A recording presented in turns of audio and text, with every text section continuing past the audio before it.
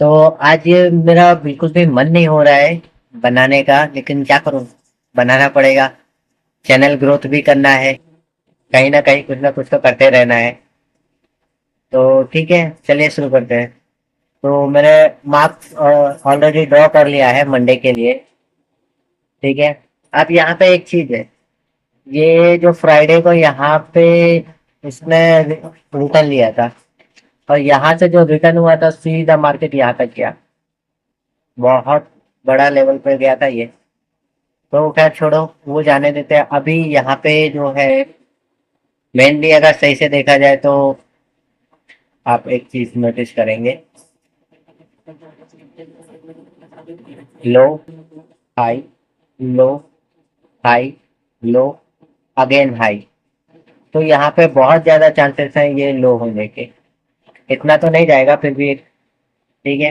तो इसी हिसाब से मैं आगे की मेरी ट्रेड प्लान करूंगा। मतलब प्लान यही है, मार्केट को फॉलो करना है, मार्केट के अगेंस्ट में कुछ नहीं करना है। क्योंकि जो भी है सब मार्केट ही देगा, मार्केट के अलावा और कोई कुछ नहीं दे सकता। मार्केट ही आपको आगे लेके जाएगा।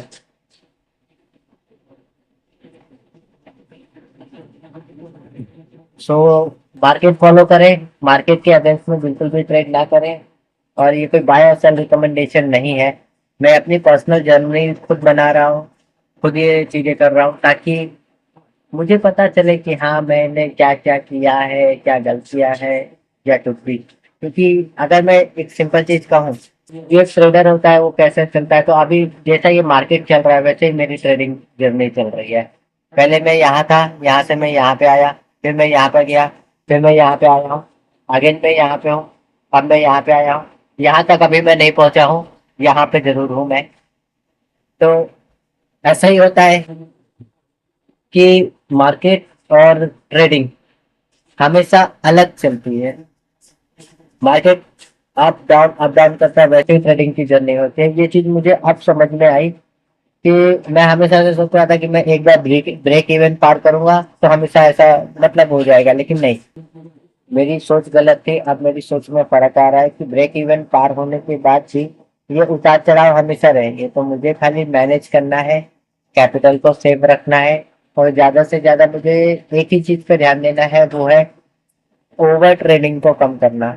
क्योंकि अगर मैंने एक हफ्ते में सिर्फ 5 दिन ट्रेड किया, या मैंने सिर्फ 5 ट्रेड की एक हफ्ते में, तो मैं ऑटोमेटिकली मेरी चीजों को एक स्टेप अप लेके चला जाऊंगा। तो सिंपल सा फॉर्मूला है, मैं जानता हूँ। काफी टाइम से करने के बाद भी मैं उस चीज को एकदम नहीं कर पाया, क्योंकि एक होता है लॉस, जो लॉस आप बर्दाश्त नहीं कर पाते हो। अभी भी मेरे साथ भी ये चीजें मैं लॉस बर्दाश्त नहीं कर पा रहा हूँ, जो कि एक हिस्सा है।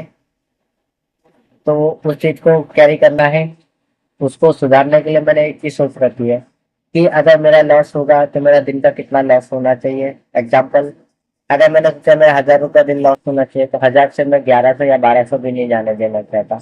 अगर 1,000 रुपये है इट्स इनफ, मुझे उसी को ही फॉलो करना है, उसके अलावा और कुछ नहीं।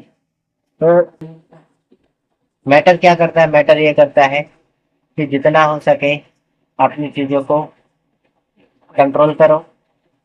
क्योंकि ट्रेडिंग में आप अपने आप को आप ही बचाओगे, कोई और बचाने नहीं आएगा। ये सबसे बड़ी चीज है। आप ट्रेड करते हो तो आपको खुद ही बचाना होगा, कोई कैपिटल नहीं मिलेगा, कोई चीजें नहीं मिलेगी। So best of luck my self, कि मुझे ही वापस से मेरी चीजों को धीमे धीमे बढ़ाना है। टाइम लगेगा, बढ़ा लेंगे, चीजें हैं कर लेंगे, कुछ वो नहीं है। पहली बार कर नहीं रहे हैं, इस वजह से आराम से चीजें बन जाएंगी। तो best of luck my self. Future में अपने बहुत बड़े लेवल पर काम करेंगे। अभी फिलहाल इस लेवल से निकलना है जहाँ मैं फंसा हुआ हूँ, उसके बाद आगे जाएंगे। तो आप लोग भी मेरी ट्रेडिंग जर्नी को देखें, जुड़े, चैनल को शेयर करें, लाइक करें, सब्सक्राइब करें। बस आपका प्यार बनाए रखें। मैं कोई बाय और सेल रिकमेंडेशन नहीं देता हूँ, ये मेरी पर्सनल जर्नी है।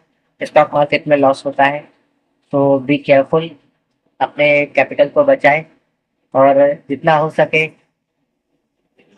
बस अपने कैपिटल को बचाएं। और हमेशा अपने फाइनेंशियल एडवाइजर की सलाह